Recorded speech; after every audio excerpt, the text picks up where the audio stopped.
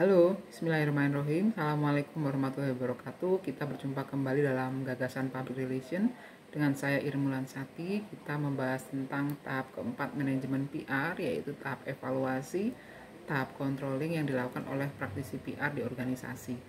Teman-teman mahasiswa dimanapun Anda berada, mahasiswa PR khususnya, kita itu pada saat melakukan proses evaluasi adalah melihat sejauh mana program komunikasi kehumasan itu dapat berjalan dengan baik.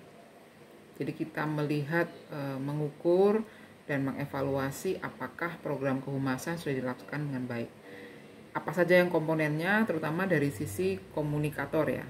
Siapa yang menyampaikan pesan, apakah efektif atau efisien, apakah tepat, apakah punya nilai berita, apakah punya kredibilitas. Sehingga pada saat menyampaikan pesan, orang pasti percaya atau khalayak pasti percaya. Kemudian yang kedua, mengevaluasi pesannya. Apakah pesannya clear, spesifik, sesuai dengan kebutuhan stakeholder, ataupun pesannya tidak menimbulkan mispersepsi atau multitafsir, ataupun pesannya dalam bentuk visual, kata-kata, ekspresi dan lain sebagainya, itu bisa ditangkap maknanya oleh para khalayak atau stakeholder yang menjadi sasaran dari program komunikasi.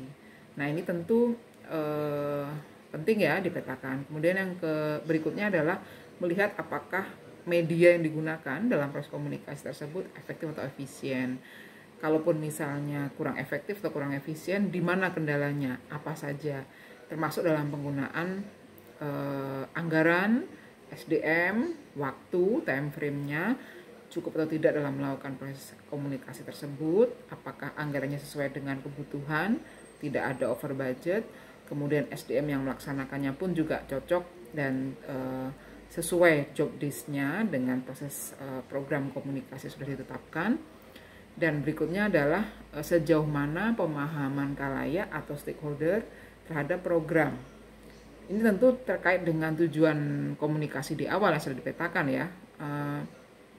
Tujuan komunikasinya apakah ingin merubah perilaku atau hanya sampai tahap meningkatkan pemahaman stakeholder, atau mempengaruhi stakeholder, mempersuasi stakeholder untuk melakukan sesuatu sesuai dengan kebutuhan organisasi atau aspek lain. Nah, berarti ini kita harus melihat sampai kepada dampak program komunikasi. Nah, tahap evaluasi ini PR harus menguasai aspek riset. Lagi-lagi riset selalu menjadi penting ya, aspek penting ya, kompetensi penting dalam kehidupan proses komunikasinya PR gitu. Dari awal fact finding sudah menentukan pemetaan situasi dengan riset, evaluasi juga dengan riset. Nah, evaluasi ini kita menggunakan teknik riset apa saja? Tentu banyak. Salah satunya bisa dengan survei, analisa isi, bahkan etnografi. Kemudian kita pengambilan datanya bisa dengan observasi, wawancara, ya kan. Kemudian aspek-aspek lain, misalnya saat ini kan kita organisasi banyak menggunakan media online, misalnya media sosial. Apa tools atau teknik yang dilakukan dalam mengevaluasi, misalnya seberapa banyak konsumen memberikan komentar kepada produk atau jasa atau informasi yang disampaikan oleh organisasi lewat media massa atau media sosial. Berapa persen yang negatif, berapa persen yang positif, bahkan evaluasi itu sampai juga untuk melihat return of investment dari organisasi, sejauh mana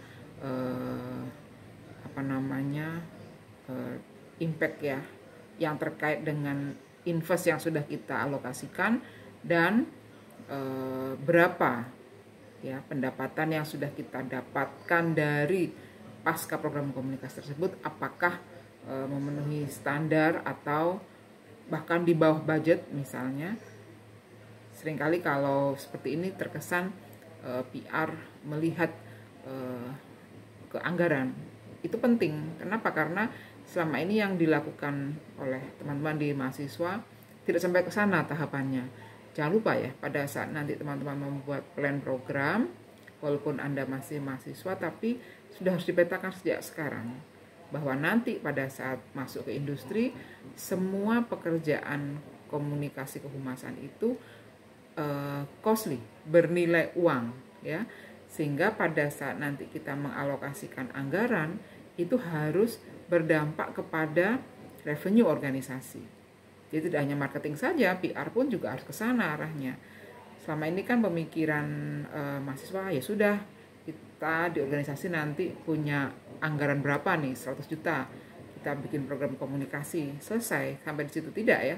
Jadi kita PR itu harus mempertanggungjawabkan 100 juta ini untuk apa saja. Kemudian indikator keberhasilannya apa, dan hasilnya, impact-nya buat organisasi apa. Kemudian di akhir program, apa saja komponen-komponen yang perlu dievaluasi, diperbaiki untuk rekomendasi pada tahap berikutnya. Jadi teman-teman pastikan juga bahwa kompetensi evaluasi ini juga berdasarkan pada kemampuan riset.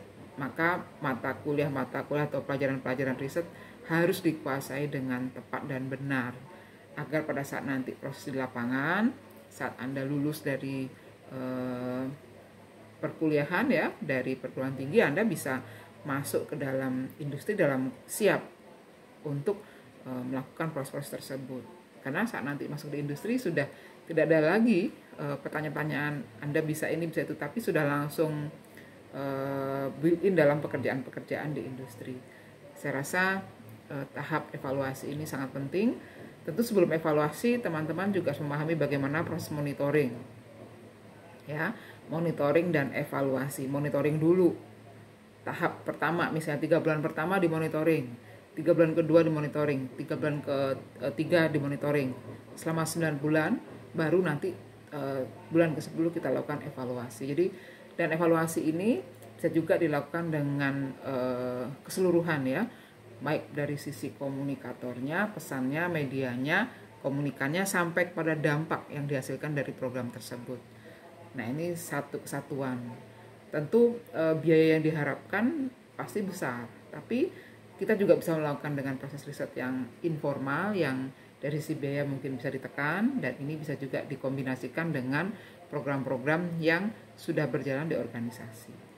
Contoh misalnya untuk menyebarluaskan survei, kan tidak perlu langsung survei ke lapangan secara langsung, tapi juga lewat email, lewat WA, atau menyebar lewat Google Form misalnya. Itu lebih praktis, simple, dan lebih hemat. Kemudian untuk melihat monitoring media massa misalnya, bisa juga monitoring media massa online, media-media sosial yang dipergunakan organisasi, efektif atau tidak, ya kan? Karena ini terkait dengan bagaimana dengan iklan-iklan perusahaan yang masuk di Google, yang masuk di media-media sosial, yang masuk di website, banner, dan lain sebagainya. Nah, ini efektivitasnya bagaimana? Itu kan berarti kita bisa menghemat budget, tapi dengan impact yang sesuai dengan kebutuhan organisasi. Jadi teman-teman harus benar-benar melihat adaptasi program evaluasi ini tentu disesuaikan dengan anggaran yang ada di organisasi. Saya rasa itu dulu sesi kita pada kesempatan ini. Semoga bermanfaat. Kita dapat berjumpa kembali di lain kesempatan dengan tema-tema gagasan public relation. Terima kasih. Assalamualaikum warahmatullahi wabarakatuh.